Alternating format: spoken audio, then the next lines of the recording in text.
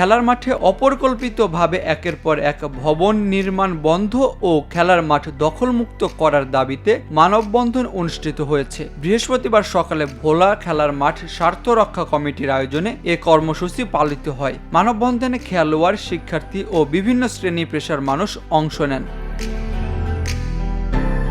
এ সময় বক্তারা বলেন, বিদ্যালয়ের মূল কম্পাউন্ডে যথেষ্ট জায়গা থাকলেও শিক্ষা অধিদপ্তর মাঠে ভবন নির্মাণের পরিকল্পনা করেছে, যা খেলার পরিবেশ নষ্ট করবে।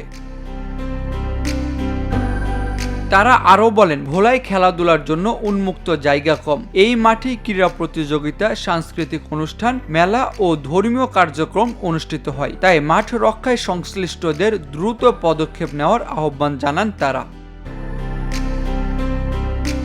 মানববন্ধনে জেলা ক্রীড়া সংস্থার সদস্য নজরুল হুদা গফরান, সাবেক শিক্ষার্থী কামাল হোসেন, নিয়াজ মোর্শেদ, ইমাম মেহেদি সহ অনেকে বক্তব্য রাখেন। বক্তারা মাস্টার প্ল্যান ছাড়া সব ধরনের নির্মাণ কাজ বন্ধের দাবি জানান এবং দাবি মানা না হলে প্রয়োজনে কঠোর আন্দোলনের হুঁশিয়ারি দেন।